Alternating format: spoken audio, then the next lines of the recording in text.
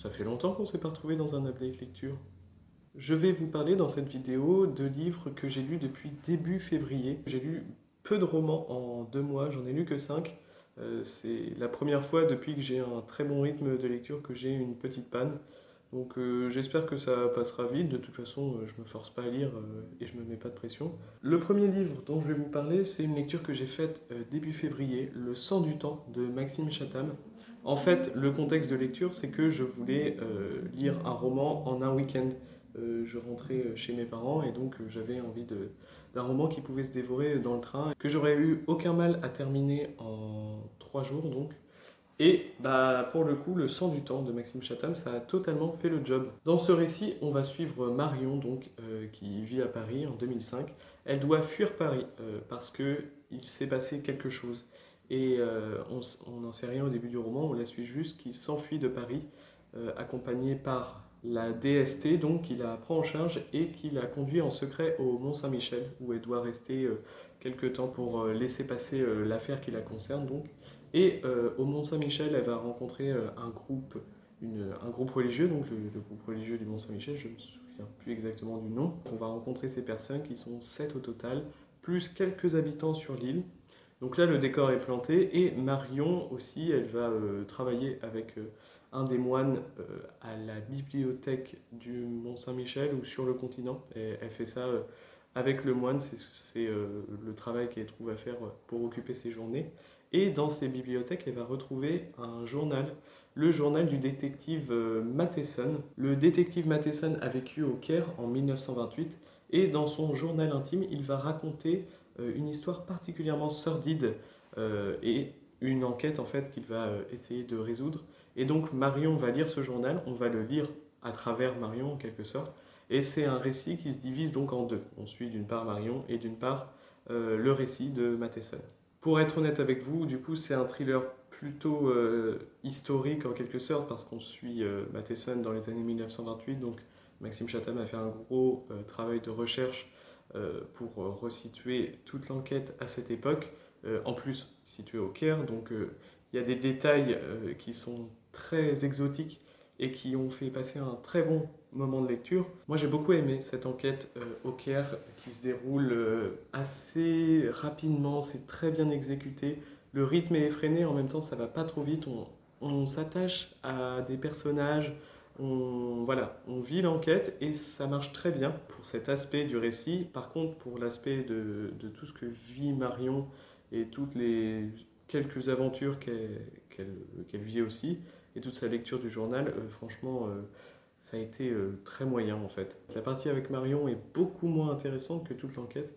Et du coup, dès qu'on alterne les chapitres, tout ça, moi je lisais vite les chapitres avec Marion pour retrouver Matheson. Donc ce thriller a fait le job de ce point de vue-là.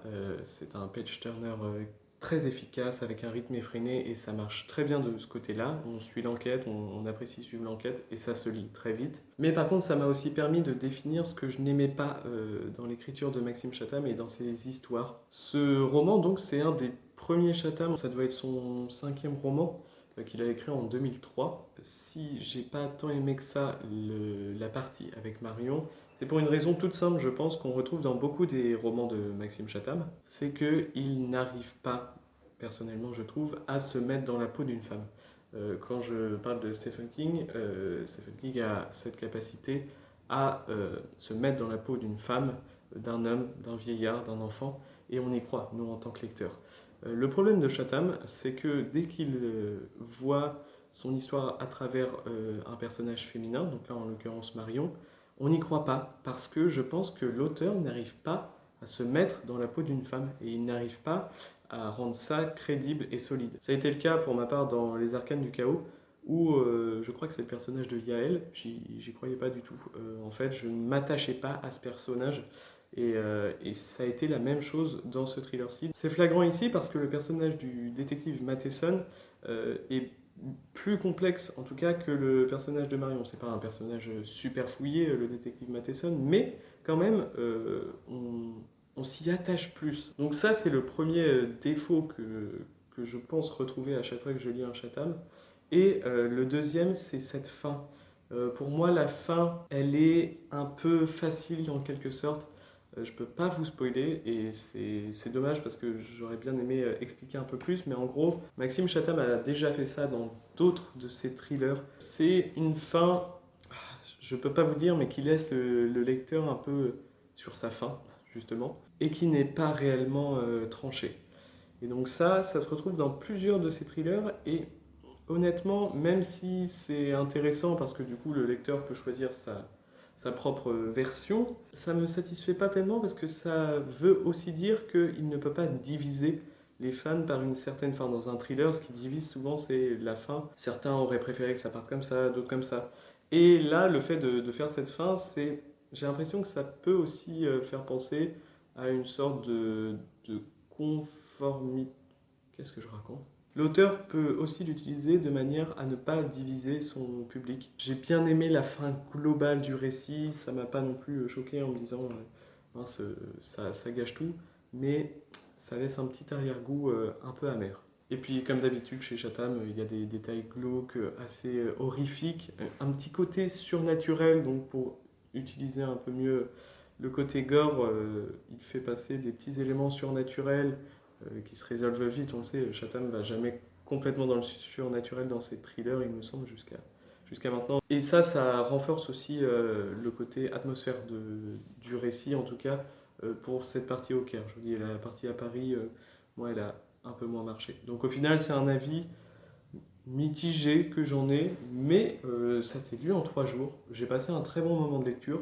Je m'en souviendrai pas longtemps, d'ailleurs, j'ai presque déjà tout oublié pour la partie à Paris. Et puis voilà, c'est pas un thriller marquant, mais si vous avez besoin d'une lecture voilà, qui vous fait passer juste un bon moment, bah allez-y. Après, tout n'est pas parfait dans ce roman, mais voilà, c'est une lecture sympathique. Je me suis déjà bien trop étalé. Suite à ça, je vous l'avais montré dans le dernier book haul, mais j'ai acheté le nouveau recueil de nouvelles de Stephen King, donc qui vient de sortir, Si ça saigne. Je vais pas vous en parler de celui-ci parce que j'ai sorti un reading vlog sur toute la lecture de ces 4 nouvelles, donc. Et là, après l'avoir lu au bout de 3 semaines, je peux vous dire que c'est le recueil de nouvelles qui me marquera sans doute le mois de l'auteur.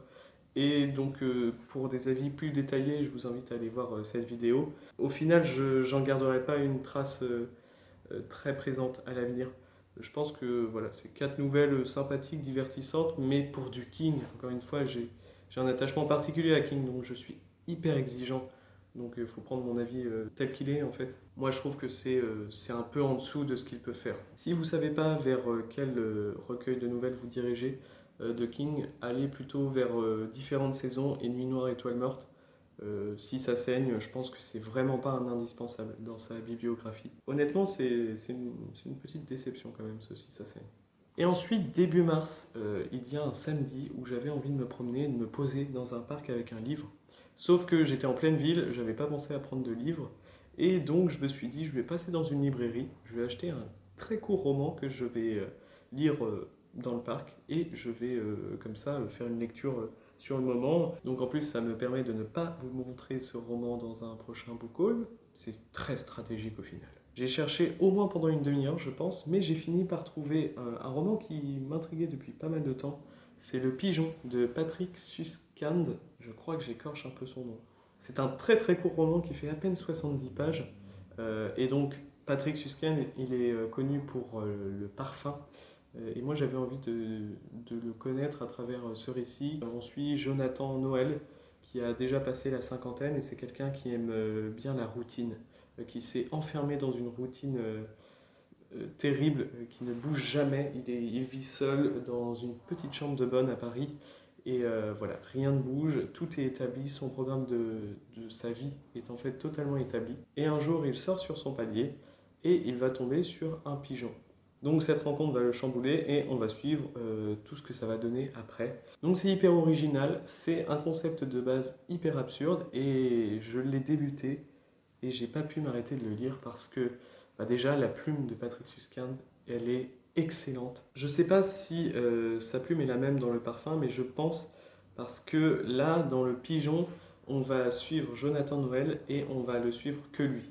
Il y a très peu de dialogue. Si je vous présente une page, voilà, ça se présente comme ça. Et en fait, on est beaucoup sur les sentiments de Jonathan Noël et toutes les pensées de celui-ci. C'est un homme très renfermé, donc très routinier, et en fait, Patrick Suskind va nous dévoiler tout ce que Jonathan Noël pense, comment il met en place sa vie, comment il s'est enfermé dans cette routine. C'est terrible à lire, parfois c'est très drôle, et c'est globalement très drôle je trouve. C'est une critique aussi sociale un peu, dans le sens où Jonathan Noël est un homme qui travaille tous les jours jusqu'à la fin de sa vie, jusqu'à la retraite, et après à la retraite, il restera chez lui à ne jamais bouger. Ça définit bien un peu la façon de penser de certaines personnes, je pense, à l'époque en tout cas où ça a été écrit en 1987. Et voilà, moi j'ai beaucoup aimé. Il y a beaucoup d'images en fait. Patrick Suskind est très fort pour ça. Il décrit donc les sentiments de Jonathan Noël en utilisant des métaphores et des images qui résonnent tout à fait. L'auteur arrive à nous marquer par ses métaphores, ses comparaisons, par l'explication de comment Jonathan Noël réagit face à certaines choses. Et en fait, on va suivre beaucoup ses pensées. J'ai beaucoup de mal à en parler au final parce que c'est un roman qui joue beaucoup sur les sensations, les sentiments, et on va parler de ça, et je trouve que c'est un petit bijou littéraire qu'on ne voit pas beaucoup, mais au final ça se lit très vite, et je trouve que beaucoup de gens pourraient le lire parce que c'est très court, c'est très drôle, c'est très bon, et le récit se finit, mais au final on s'en fiche de la fin. C'est plus tout ce qui est dit dans ces 70 pages qui nous fait adorer l'histoire. Et j'ai passé un excellent moment. Il y a beaucoup de choses à en dire de ce livre, mais je ne veux pas non plus m'étaler tant que ça. Comme il est très court, je pense que ça vaut le coup aussi de vous laisser des choses à découvrir. En tout cas, je vous le recommande énormément. N'hésitez pas, si vous le trouvez à un moment, il ne coûte que 5 euros. Ça vaut le coup. Et voilà, ça fait passer un excellent moment. Inutile de vous dire que je vais donc foncer bientôt sur le parfum, une fois que j'aurai fait baisser ma palle, évidemment. Et pendant 2 semaines, j'ai eu une grosse panne de lecture. Honnêtement, j'ai rien lu. Je m'en suis rendu compte qu'il y a peu de temps.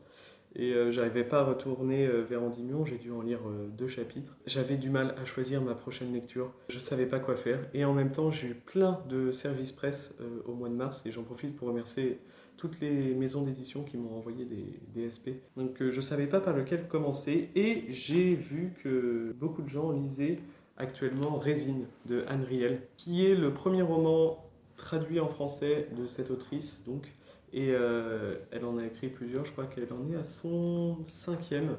Celui-ci, c'est son 2e roman, si je ne dis pas de bêtises. Dans Résine, on va suivre la famille Harder, qui est une famille d'ermites en quelque sorte. Ils vivent sur une île reliée à une autre île.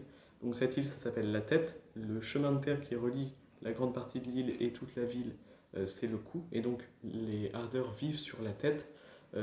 Ils ont une vie d'exclus de la société en quelque sorte. Ils vivent à travers la nature. D'ailleurs, ils ne vivent pas qu'à travers la nature, ils vivent pour la nature aussi. Et on va les suivre. On va les suivre donc de la génération des grands-parents jusqu'aux enfants des parents, donc sur 3 générations, ça aurait été plus simple.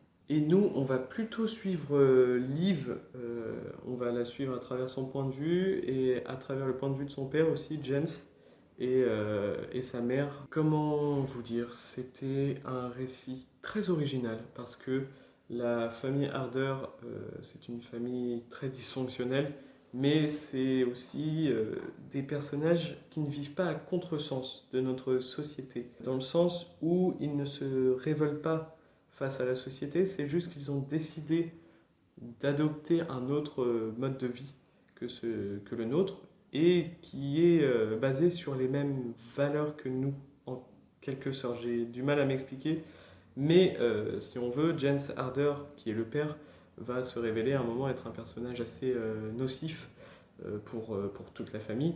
Mais au fond, ce qu'il désire tout simplement, c'est le bien de sa famille, le bien aussi de la nature, la tranquillité, la solitude, la tranquillité surtout de sa famille en fait.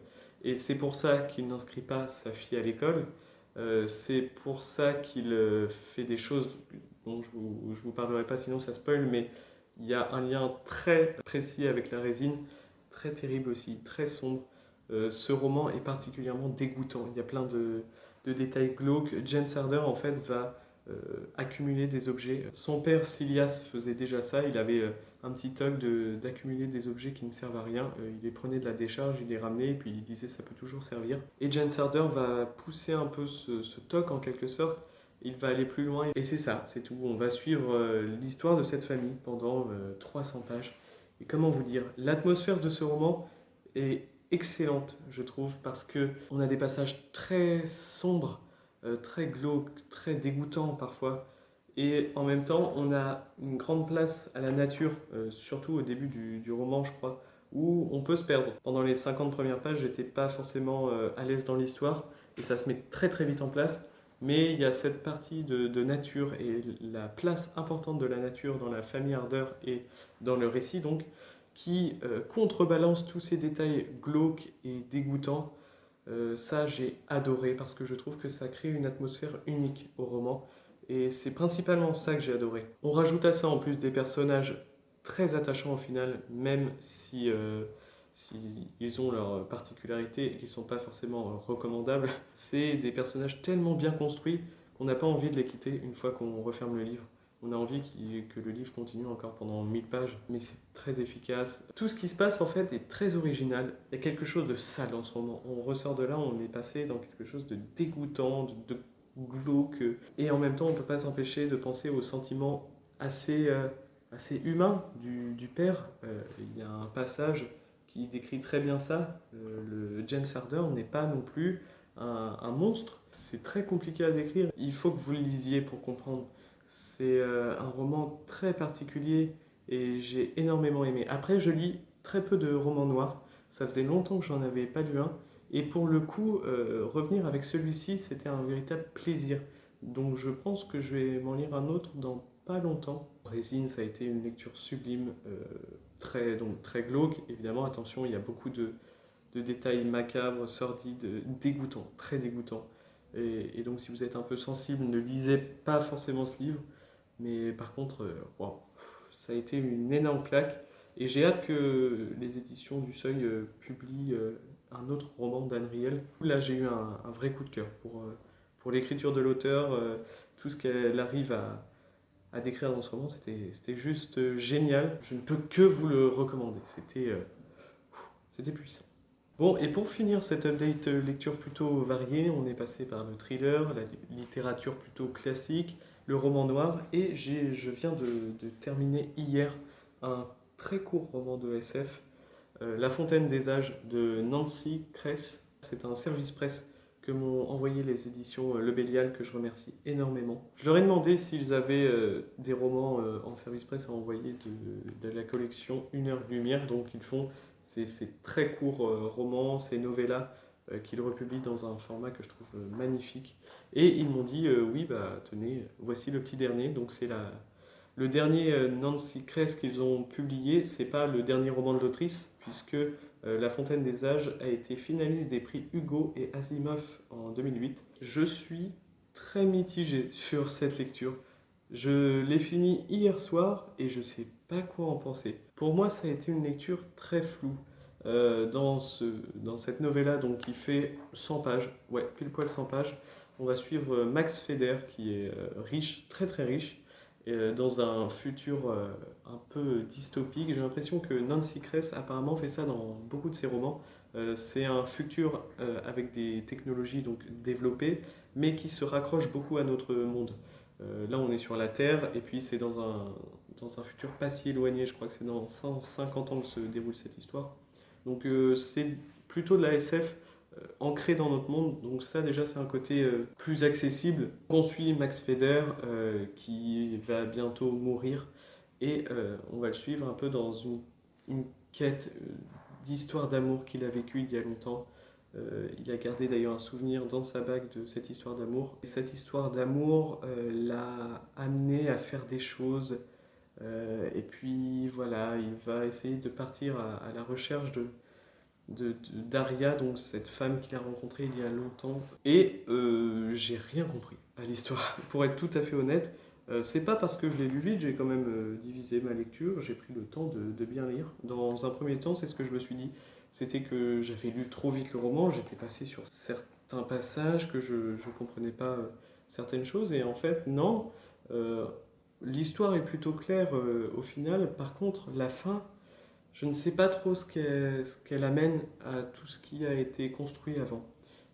Parce que la construction du récit est très bien faite, donc elle n'est pas découpée en chapitres, mais on alterne quand même le présent et le passé en quelque sorte, ce qui se passe actuellement dans la vie de Max Feder et toute sa quête pour retrouver cet amour perdu dans un monde très bien bâti, dystopique, avec plein d'éléments technologiques, mais qui sont bien expliqués, ça j'ai beaucoup aimé. En 100 pages, j'arrive à imaginer le monde qu'elle veut nous décrire, donc ça c'est un point très positif. Par contre, les actions qui se déroule dans ce roman, pour tout ce qui est de la fin des 20 dernières pages, je n'ai pas compris. Je n'ai pas compris à quoi ça servait, qu'est-ce que ça voulait dire, qu'est-ce que l'autrice voulait montrer là-dedans, parce qu'il y a quand même une grande critique de la société tout du long.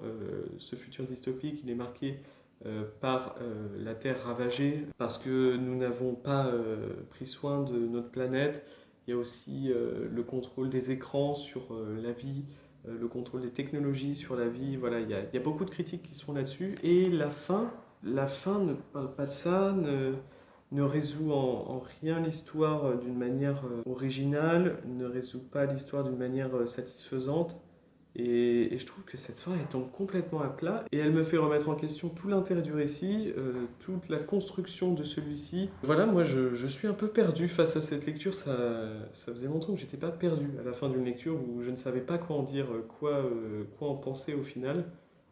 Cette fin, elle m'a vraiment troublé et je suis un peu déçu parce que je découvre l'autrice avec un texte où j'en ressors très perturbé. Autre chose qui, cette fois, je suis sûr, ne m'a pas forcément énormément plu, c'est qu'on suit Max Feder, mais Max est un personnage détestable. Il est juste tyrannique, il a des réflexions moyennes. C'est un personnage qui m'a perdu, il ne m'a pas plus plu que ça. Voilà, avec cette fin en plus où j'ai rien compris, moi j'en retiendrai pas grand chose de ce récit, mais ça me déçoit un peu parce que j'aime pas découvrir des auteurs avec un texte comme ça où je ressors très mitigé. Mais en tout cas, je dirais d'autres romans de cette autrice. Je vous invite quand même à découvrir cette novella pour être sûr que c'est pas juste moi qui comprends pas et que c'est bien un problème global du récit. J'ai pas forcément adoré ce récit, je suis surtout perdu. Et ben nickel, j'ai encore parlé pendant 3 heures. J'espère que la vidéo est pas trop longue, du coup j'ai pas beaucoup lu ces derniers temps et du coup c'est un peu difficile de reprendre les updates lecture. N'hésitez pas aussi à me dire si ces romans vous ont plu ou pas, dites-moi ce que vous en avez pensé. Et voilà, je vous dis à bientôt dans une prochaine vidéo qui sera certainement un beau call. Malheureusement. Et d'ici là, portez-vous bien, à bientôt.